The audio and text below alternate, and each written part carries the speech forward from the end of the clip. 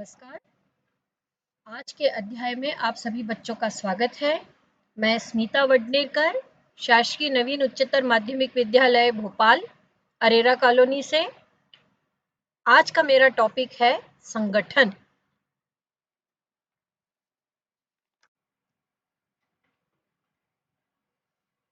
आज हम संगठन के अंतर्गत जानेंगे संगठन का क्या अर्थ है, इसकी आवश्यकता और महत्व को जानेंगे, संगठन प्रक्रिया कैसे बनाई जाती है और यह कितने प्रकार का होता है। मनुष्य के जीवन में संगठन का बड़ा महत्व है। अकेला मनुष्य शक्तिहीन है, वैसे भी कहा गया है संगठन में शक्ति है। संगठन का अंग्रेजी पर्यायवाची ऑर्गेनाइजेशन है। उत्पादन की क्रिया श्रम, पूंजी, प्रबंध और संगठन, इन पांचों साधनों के सहयोग से पूर्ण होती है। और यदि सभी अलग अलग दिशा में भागने लगे तो उत्पादन की क्रिया कभी भी सफल नहीं होगी। आज के उद्योग श्रम विभाजन और विशिष्टीकरण की नींव पर आधारित है।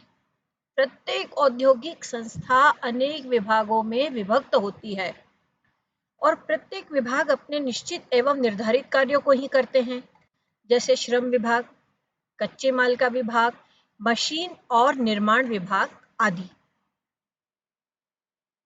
संगठन की परिभाषा देते हुए मैकफ्लेंड ने कहा है, संगठन का आशय व्यक्तियों के समूह से है जो निश्चित उद्देश्यों की प्राप्ति के लिए मिलकर कार्य करते हैं।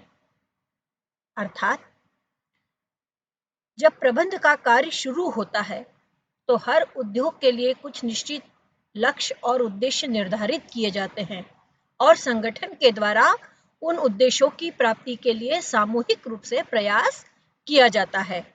मूने एवं रैली ने अपनी परिभाषा में बताया है, संगठन सामान्य हितों की पूर्ति के लिए बनाया गया मनुष्यों का एक समुदाय है। संगठन की आवश्यकता क्यों पड़ती है? संगठन में ऐसी क्या बात पाई जाती है जिसका वर्तमान में इतना महत्व बढ़ रहा है? संगठन की आवश्यकता को हम निम्न बिंदुओं के अंतर्गत समझ सकते हैं। प्रबंधकीय सुधार या कुशलता में वृद्धि, प्रबंध का सार, विशिष्टीकरण को प्रोत्साहन, संतुलन की स्थापना, मनोबल में वृद्धि और नियंत्रण में सरलता। प्रबंधकीय सुधार या कुशलता में संगठन से कैसे वृद्धि होगी? यदि हम एक हैं तो संगठन के द्वारा समय की बचत होती है, कार्यों का दोहराव नहीं होता। संगठन के द्वारा प्रत्येक अधिकारी और कर्मचारी के अधिकार क्षेत्र निश्चित होने से उनमें पारस्परिक मतभेद नहीं होते और संगठन हमेशा योग्य व्यक्तियों का चयन कर उसका पूरा लाभ उठाता है, जिससे प्रबंध की कुशलता में वृद्धि होती है। प्रबंध, संगठन, कोई भी क्रिया व्यक्तिगत न होकर सामूहिक ही होती है। प्रबंध रूपी आत्मा संगठन रूपी शरीर में ही निवास करती है। संगठन के माध्यम से ही प्रबंध के लक्ष्य और उद्देश्यों को सफलतापूर्वक प्राप्त किया जाता है। यदि संगठन नहीं तो उद्योग का विकास भी संभव नहीं है। विशिष्टीकरण को प्रोत्साहन, संगठन में योग्यता के अनुसार कर्मचारियों में कार्य का विभाजन होता है, जिससे मानवीय श्रम का पूर्ण उपयोग हो पाता है और विशिष्टीकरण के लाभ प्राप्त होते हैं। संतुलन की स्थापना, संगठन कर्मचारी और अधिकारियों के बीच संतुलन कैसे स्थापित करता है? यह उनमें सहयोग और सामंजस्य की भावना को जन्म देता है, जिससे उद्योग की प्रतिस्पर्धात्मक शक्ति में वृद्धि होती है। मनोबल में वृद्धि, यदि उद्योग का विकास करना है, प्रबंध का कुशलता से उपयोग करना है, तो एक अच्छा और प्रभावी संगठन अपने कर्मचारियों के मनोबल को बढ़ाता है। जब प्रत्येक अधिकारी और कर्मचारी के कार्य अधिकार सुनिश्चित हो जाते हैं तो उन्हें पता पड़ता है कि हम उद्योग के लिए क्या हैं, हमारा इस उद्योग में क्या महत्व है, और इन्हीं चीजों से उनके आत्मविश्वास में वृद्धि होती है। आत्मविश्वास का बढ़ना उद्योग के विकास की निशानी है। नियंत्रण में सुधार। एक प्रभावी संगठन के द्वारा उद्योग की नियंत्रण व्यवस्था में सुधार होता है। जब कर्मचारी और अधिकारियों के बीच कार्य का बंटवारा पहले से ही हो जाता है, तो सब अपने कार्यों को लेकर निश्चित होते हैं, तो उनमें कोई विवाद या मतभेद की स्थिति उत्पन्न ही नहीं होती। और यदि ऐसी कोई स्थिति निर्मित होती है, तो उसे एक प्रभावी संगठन के द्वारा तुरंत नियंत्रित किया जा सकता है। संगठन की आवश्यकता को ही बेटे आप लोगों को संगठन के लाभ, संगठन का महत्व या संगठन की उपयोगिता के अंतर्गत लेना है। नाम अलग अलग है किंतु आंसर एक ही है। अब आता है संगठन कैसा होना चाहिए, या एक प्रभावी संगठन में कौन कौन सी विशेषताएं पाई जाती है। इसके मुख्य बिंदुओं को हम इस तरह से देख सकते हैं। संगठन साधन है, साध्य नहीं। अधिकार और कर्तव्य, नेतृत्व एवं निर्देशन, गतिशील एवं परिवर्तनशील, लक्ष्य का होना और व्यक्तियों का समूह। इसको हम थोड़ा दीर्घ रूप में इस तरह से समझ सकते हैं। संस्था के उद्देश्यों को प्राप्त करने के लिए संगठन एक साधन मात्र है। संगठन के द्वारा संस्था के पूर्व निर्धारित उद्देश्यों को प्राप्त किया जाता है। संगठन में प्रत्येक अधिकारी और कर्मचारी के अधिकार पहले से ही निश्चित होते हैं। अधिकार निश्चित है, कर्तव्य निश्चित है, तो सामंजस्य अपने आप बना रहता है। नेतृत्व एवं निर्देशन, प्रत्येक संगठन में एक प्रभावी नेता का होना जरूरी है। नेता प्रभावी होगा तो कर्मचारियों को वो उद्देश्यों की प्राप्ति के लिए निरंतर प्रेरित करता रहेगा। संगठन का कार्य स्थिर न होकर गतिशील होता है, लोचशील होता है। समय समय पर इसमें परिवर्तन होते रहते हैं। लक्ष्य का होना, संगठन का एक निश्चित लक्ष्य और उद्देश्य होता है। लक्ष्य के अभाव में संगठन कभी भी सफल नहीं हो सकता। आप 12वीं क्लास में पढ़ रहे हैं, आपका एक निश्चित उद्देश्य है 12वीं में अच्छे से पास होना, अच्छे परसेंटेज लाना। तो जब तक आप एक निश्चित लक्ष्य और उद्देश्य नहीं रखेंगे, आपका जीवन भी कभी सफल नहीं हो सकता।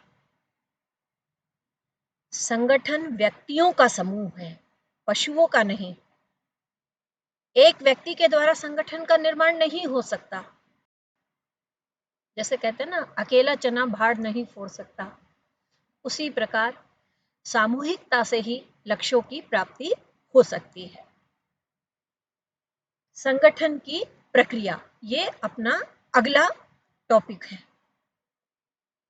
संगठन की प्रक्रिया को कैसे निर्धारित किया जाता है, इसमें कौन कौन से तत्व होते हैं, इसके मुख्य बिंदुओं को हम पहले पॉइंट्स के रूप में समझेंगे। उद्देश्यों की स्थापना, क्रियाओं का निर्धारण, फिर क्रियाओं का वर्गीकरण, उसके बाद कार्य का विभाजन, अधिकार अंतरण जिसे भारार्पण के नाम से भी जाना जाता है, और छठवां है उचित वातावरण का निर्माण।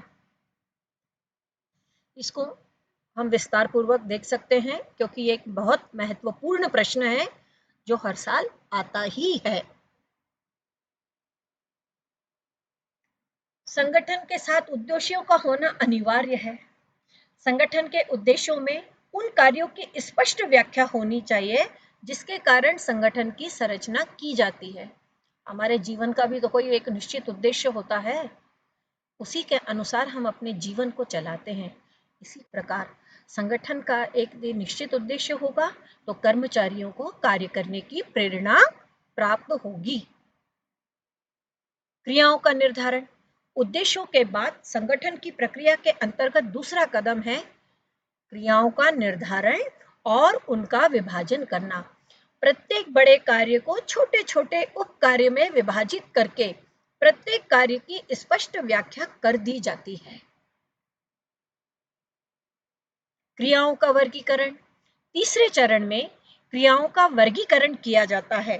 इस हेतु विभिन्न क्रियाओं को अलग अलग समूह में बांट देते हैं, जैसे क्रय विक्रय, विज्ञापन, निरीक्षण, उत्पादन, मजदूरी, वेतन आदि।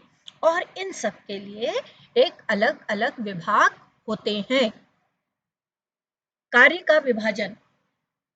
इसके अंतर्गत सही तरीके से कार्य करने के लिए सही व्यक्ति के सिद्धांत का पालन किया जाता है। प्रत्येक कर्मचारी की जिम्मेदारी कार्य के प्रति निश्चित की जाती है।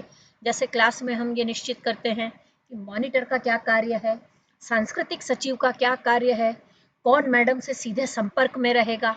उसी प्रकार संगठन की प्रक्रिया में भी प्रत्येक कर्मचारी के कार्य की जिम्मेदारी निश्चित की जाती है। अधिकार अंतरण।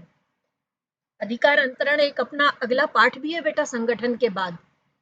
अधिकार अंतरण यह है कि किसी भी उद्योग में उपक्रम से संबंधित सभी कार्य करने, निर्णय लेने और योजनाएं बनाने का दायित्व केवल उच्च अधिकारियों को होता है, निम्न स्तर के कर्मचारियों को नहीं होता।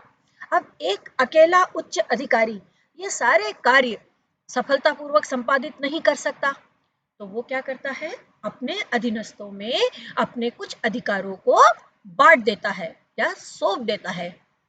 जिसे भी ये काम मिलता है तो उसमें अपने कार्य के प्रति आत्मविश्वास बढ़ता है, संस्था के प्रति भरोसे की भावना पैदा होती है, एक जिम्मेदारी की भावना पैदा होती है कि हाँ, उच्च अधिकारी ने हम पर भरोसा किया, जो उसे कार्य की गति बढ़ाने में सहायक होते हैं।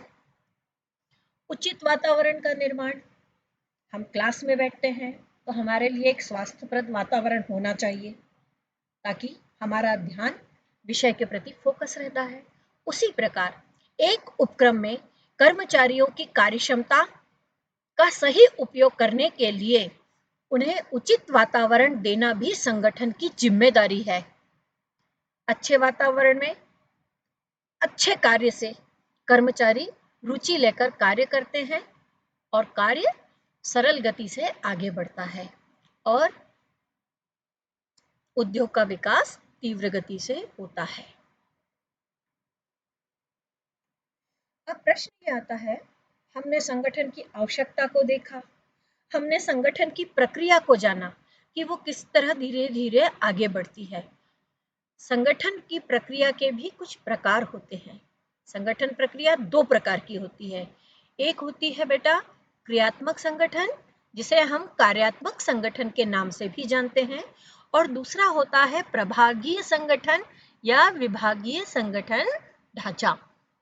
इसको हम थोड़ा विस्तार रूप में पढ़ेंगे, क्योंकि पिछले साल के 3 साल के हम यदि प्रश्न पत्र उठा के देखें तो इनका अंतर और इनके गुण दोषों के बारे में 3-3 नंबर और 4-4 नंबर के प्रश्न आए हैं।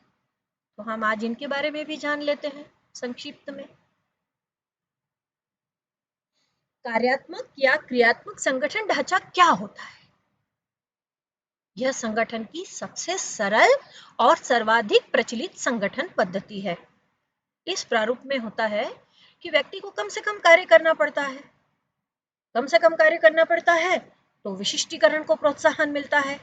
इस पद्धति में समान प्रकृति के सभी कार्यों को संगठन के एक भाग में रखकर समन्वयकर्ता अध्यक्ष के अधीन कर दिया जाता है और प्रत्येक विभाग के अधिकारी केवल अपने विभाग के प्रति उत्तरदायी होते हैं।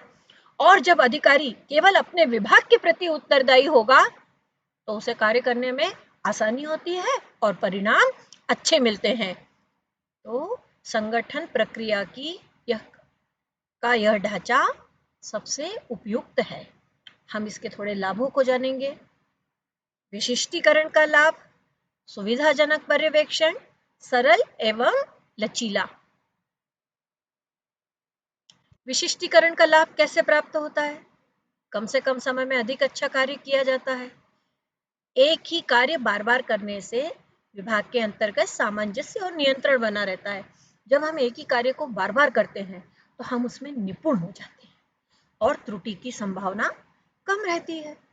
हम उसमें पारंगत हो जाते हैं और उस पारंगता का या विशिष्टीकरण का लाभ उद्योग को प्राप्त होता है। सुविधाजनक पर्यवेक्षण, इसमें अधिकारी और कर्मचारियों के बीच प्रत्यक्ष संपर्क होता है, क्योंकि एक अधिकारी केवल अपने विभाग के प्रति उत्तरदायी होता है, इसलिए उसका प्रत्येक कर्मचारी के साथ प्रत्यक्ष संपर्क होता है। प्रत्यक्ष संपर्क होने के कारण वो उनकी त्रुटियों को सुधारने का प्रयास करता है, जिसके कारण प्रबंधकीय कौशल में वृद्धि होती है। कार्यात्मक या क्रियात्मक संगठन बहुत ही सरल और लचीला है। इसे आसानी से समझा भी जा सकता है और समय समय पर इसमें परिवर्तन भी किए जा सकते हैं। बेटा, कोई भी व्यक्ति केवल गुणी नहीं होता, हर व्यक्ति गुण और दोषों से युक्त है। इसी प्रकार ये कार्यात्मक या क्रियात्मक संगठन में भी कुछ दोष पाए जाते हैं। उसमें क्या दोष है? इसमें संगठन के उद्देश्यों की अवहेलना होती है, समन्वय में कठिनाई आती है और उत्तरदायित्व के निर्धारण में भी कठिनाई उत्पन्न होती है। ये कैसे हो सकता है? अभी हमने पहला पॉइंट लिया लाभ में कि आसानी से समन्वय हो जाता है, सहयोग की भावना बनी रहती है। इसको हम विस्तार से इस तरह से समझ सकते हैं। चूंकि कार्यात्मक संगठन अलग अलग विभागों में बटा होता है, तो उसमें प्रत्येक विभाग केवल अपने उद्देश्यों को ही महत्व देता है, दूसरे विभाग के उद्देश्यों से उसे कोई मतलब नहीं होता। जिसके जबकि संगठन की क्रिया, प्रबंधन की क्रिया व्यक्तिगत न होकर सामूहिक होती है, किंतु कार्यात्मक संगठन में संगठन के सामूहिक उद्देश्यों की अनदेखी हो जाती है। कार्यात्मक संगठन में उद्योग कई विभागों में बटा होता है। विभागों की संख्या अधिक होने के कारण कई बार अधिकारियों को इन सब के बीच तालमेल या समन्वय में कठिनाई पैदा हो जाती है। वो तुरंत समस्याओं का निदान नहीं कर पाते हैं। उत्तरदायित्व निर्धारण में कठिनाई, विभागों की संख्या अधिक होने के कारण उत्तरदायित्व का, जिम्मेदारी का निर्धारण करना कठिन हो जाता है। एक विभाग तक सीमित रहने के कारण कर्मचारियों का संपूर्ण विकास नहीं हो पाता।